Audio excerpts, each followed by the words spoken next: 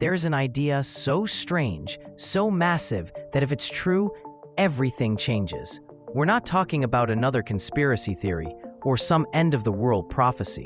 We're talking about a very real, scientifically debated possibility that the entire universe is a computer program.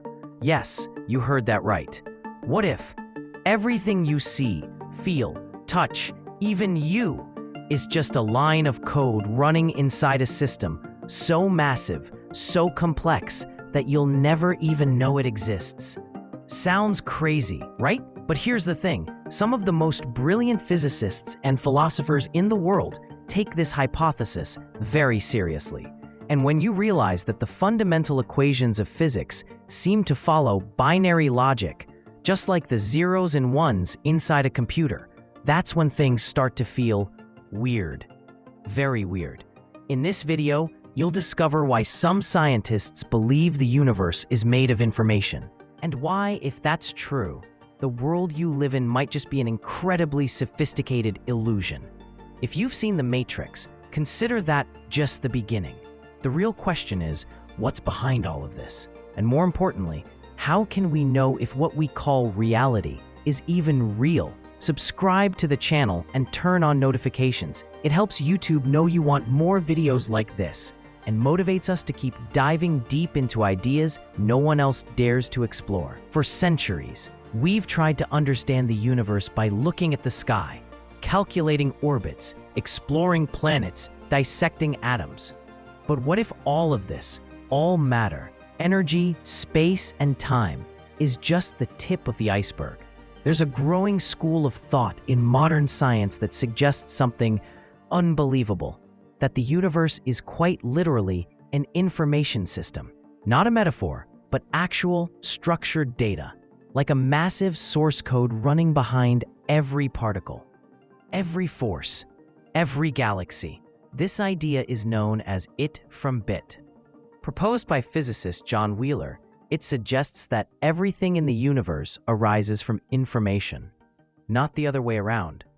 Think about that for a second. Everything you know, from gravity to your own consciousness, could be the result of a logic system running beneath the surface of reality. And this isn't science fiction.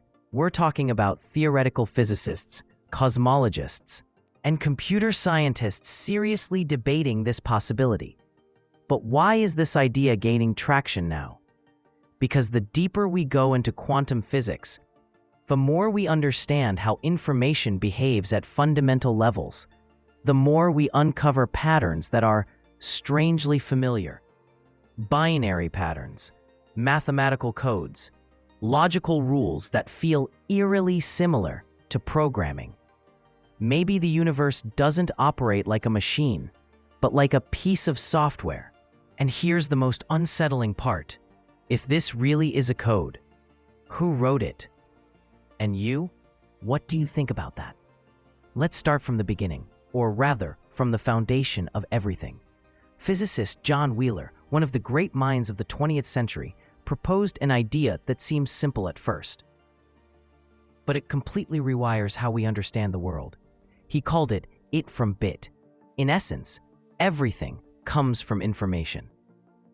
But what does that even mean? It means that the fundamental particles, the electrons, photons, quarks, aren't the most basic components of reality. They are, instead, manifestations of invisible information, existing at a deeper level than matter itself. Imagine that. Every particle you know is the answer to a yes or no question. Is it here? Is it spinning this way or that? Each answer is a 1 or a 0. In other words, binary code, just like a computer. And that's when things start to get strange. When physicists study quantum processes, they notice that particles behave in unpredictable ways until they're observed. This isn't just a weird quirk of science. It's a defining feature of the universe. Reality, it seems, only collapses into a specific outcome when an observer interacts with it. It's almost like the universe only renders what you're looking at. Sound familiar? It should. That's how video games work. In a game, the entire map isn't being rendered all at once. Only the part the player can see is actively loaded. Everything else exists in potential, not yet real. It's generated in real time, on demand. That's exactly how some interpretations of quantum physics describe our universe. Coincidence or something deeper? Now it gets weirder. Researchers started noticing something odd in the fundamental equations of physics, like Dirac's equation for electrons.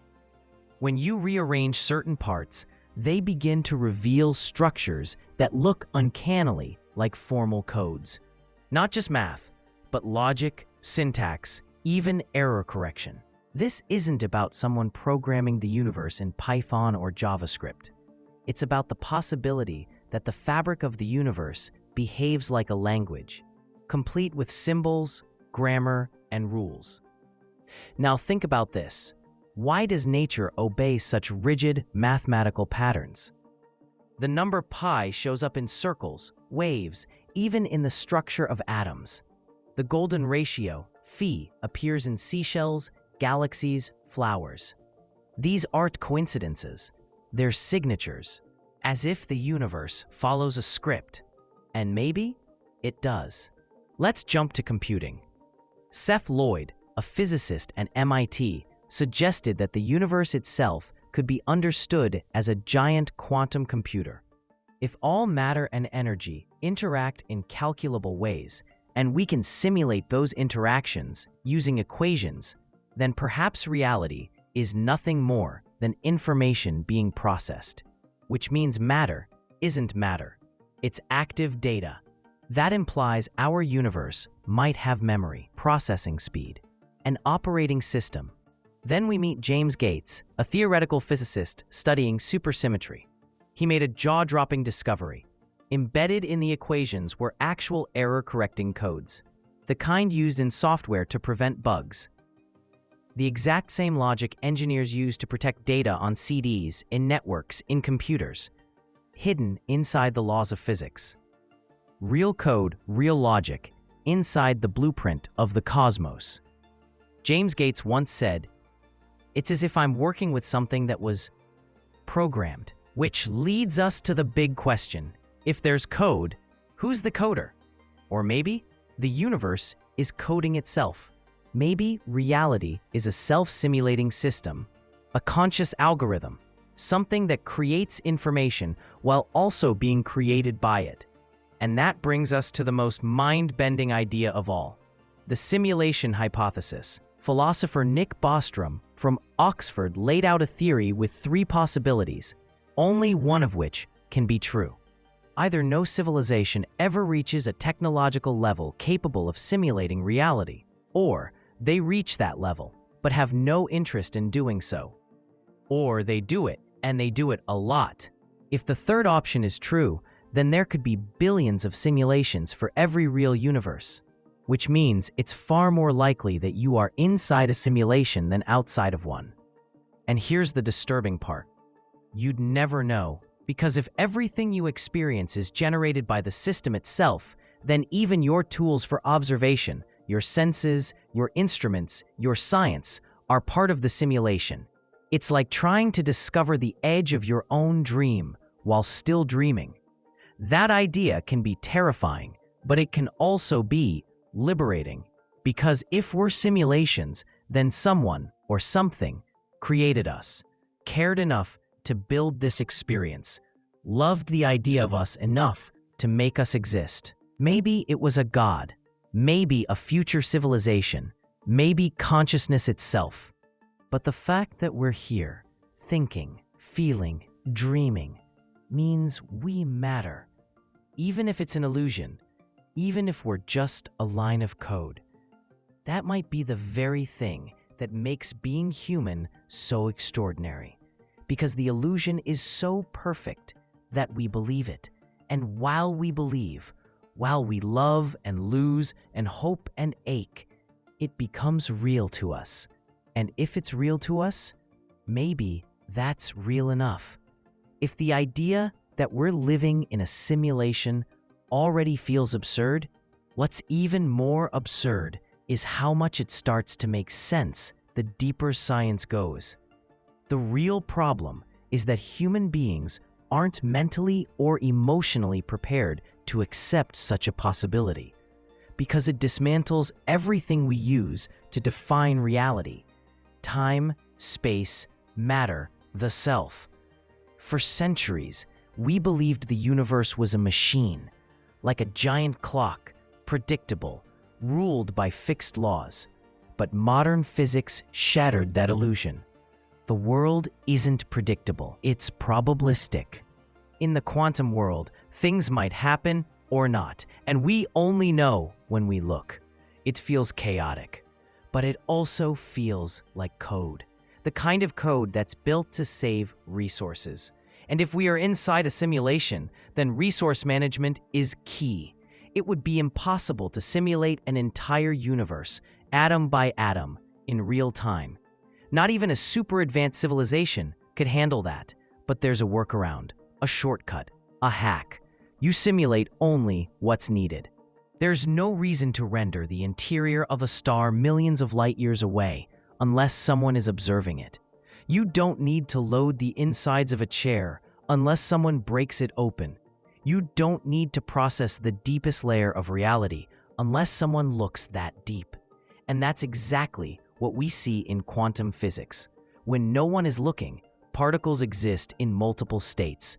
When observed, they collapse into a single position. Strange, yes, but also highly efficient. A clever trick to avoid unnecessary processing, and quantum entanglement pushes it further. Two particles can be connected in such a way that changing one instantly affects the other, even across vast distances. That shouldn't be possible, but it is. In classical physics, it's a paradox. In a simulation, it's just a database update. Instant, clean, efficient. The more we look, the more reality behaves like optimized software. But perhaps the most unsettling clues don't come from physics, but from biology. Think about the insane complexity of DNA, a 4-letter code that builds all life on Earth. Not just structures, but behavior, replication, repair, death.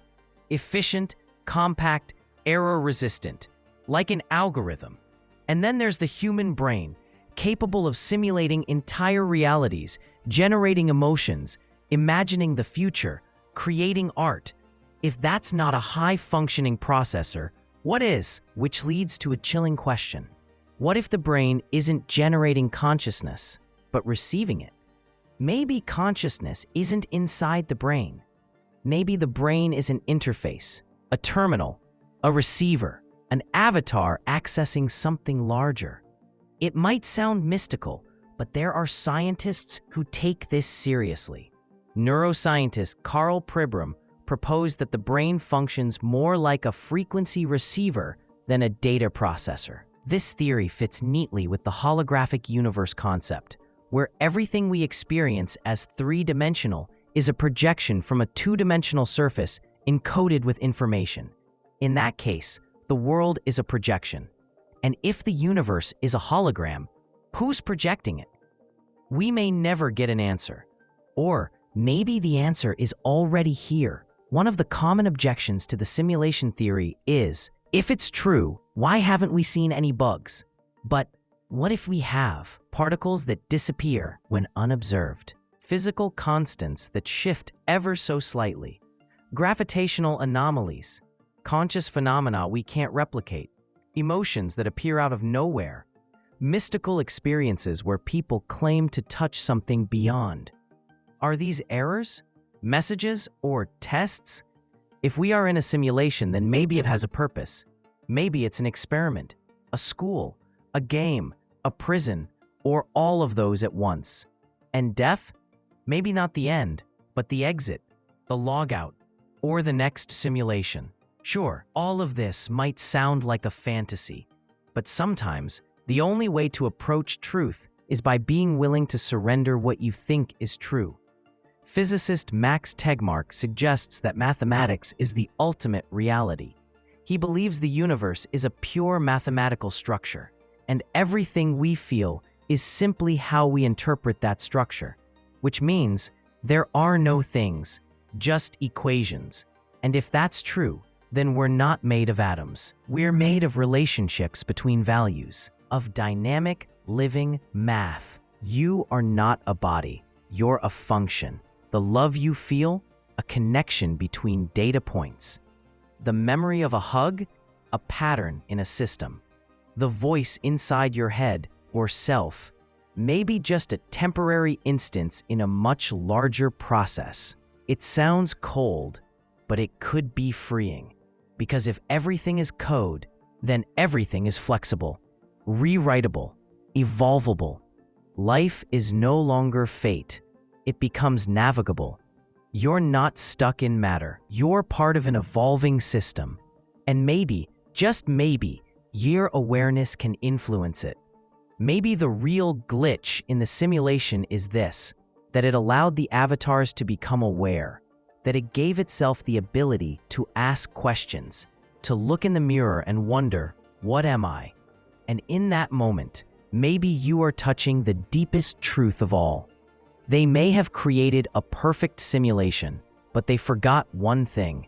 They left behind traces, tiny, almost invisible, but enough for some to start noticing. Are you noticing? Because if reality is just an interface, a projection, then the next question becomes inevitable. What exists outside of it? And if everything you've lived, your childhood, your story, your memories, is just data from a controlled environment, then who are you without it? What if the you know is just a mask? What if there's a deeper layer beneath everything, beneath consciousness, beneath life, beneath existence itself? That's being hidden. Have you ever felt that strange sense of déjà vu, that something about this world feels off, artificial, empty, repetitive? Maybe you've brushed against something real. Maybe this is just the beginning. Watch the next video that's appearing here on your screen. It might reveal what else is being kept from you. Thanks for watching, and I'll see you in the next video.